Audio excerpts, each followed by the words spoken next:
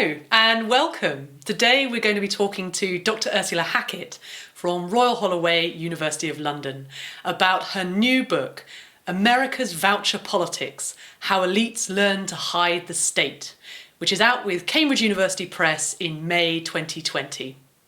Dr. Hackett, good to meet you. Great to meet you too. It's a pleasure to be here. Could you summarise your book for our viewers?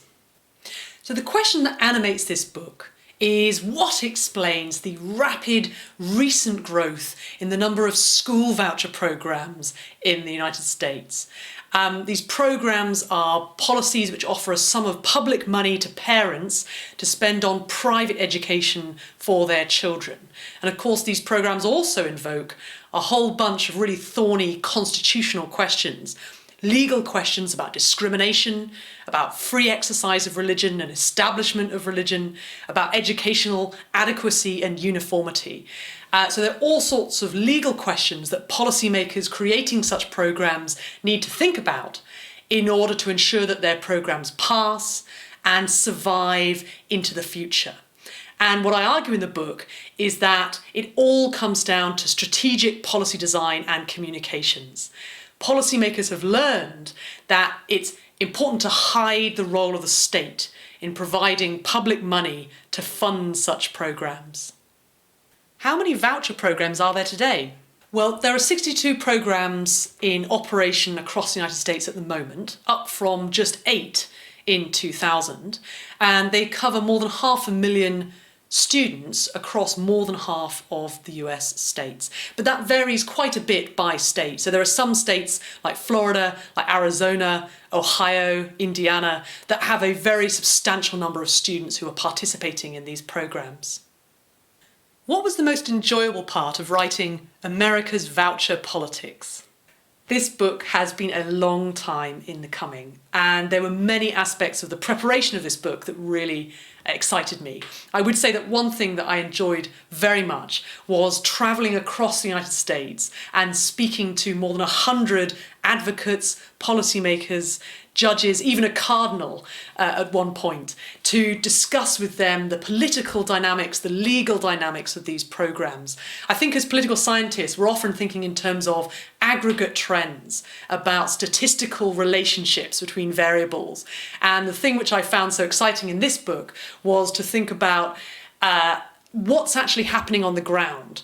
What is the nitty-gritty of the policy making that underpins these vouchers? Who passes voucher programs?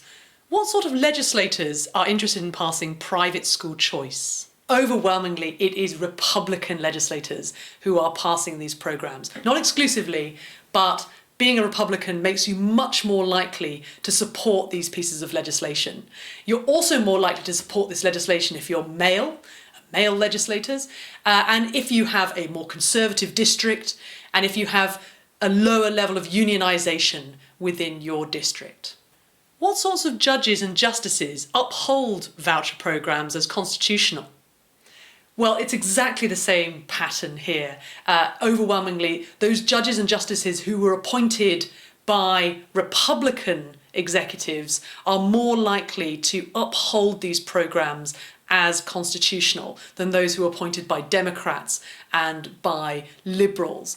Judges and justices are also more likely to uphold the programs that hide the role of public money most successfully. So those which use tax expenditures to fund the voucher program rather than a direct appropriation. And that's going to be extremely consequential. But hang on, if partisanship is so important in determining a legislator or judge's vote on a voucher program, why haven't Republican regimes in Texas, Michigan, and Missouri passed such programs? Well, it's a really interesting question because in many of these Republican regimes, you've had voucher programs coming up again and again in the legislature and never quite making it over the top. And what I had shown in the book is that this is overwhelmingly a story about strange bedfellow coalitions. So you've got on the one hand, Democrats, unionists who are opposed to vouchers overwhelmingly, coming together with rural Republican representatives who maybe feel quite ambivalent about school choice for a whole variety of reasons. It might be that they're concerned about the public school establishment, the superintendent's jobs, the fact that choice is really not such an issue when you live in a place where the kids have to be bused to school for a long distance.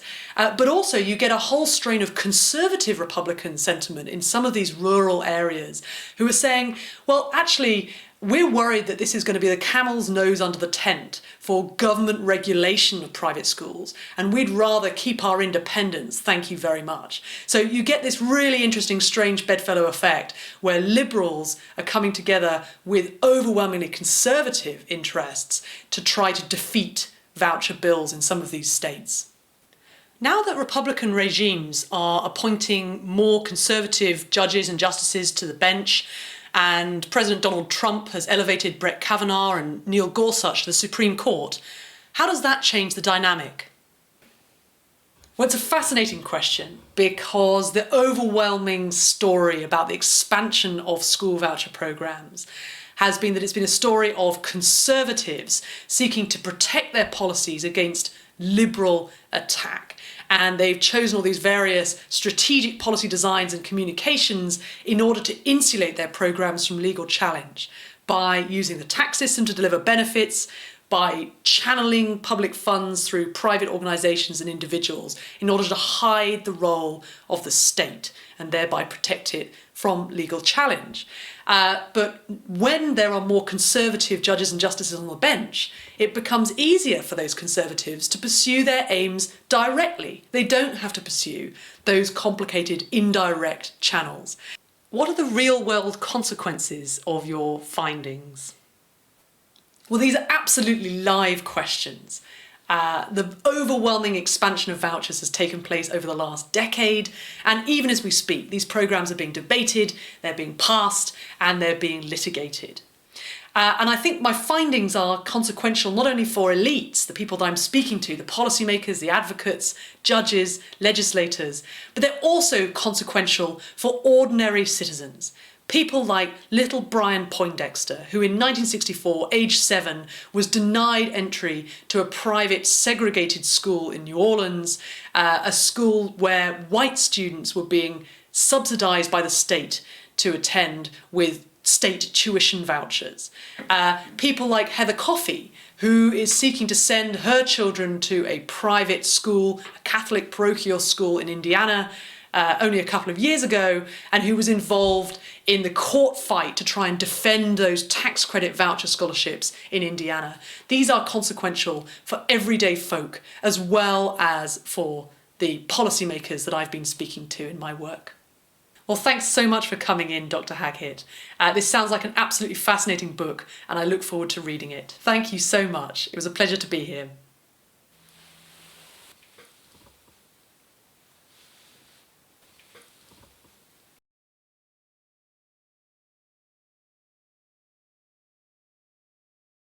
Okay, I've just made a very interesting point. And I think, maybe it's a sort of chin-stroking moment. I think that'd be good. So awkward. Oh, God. Oh, this is great. It's going to be absolutely tragic having to do the serious bit in a second. I feel so awkward. I don't think I'd ever do this. I don't know what I'm doing.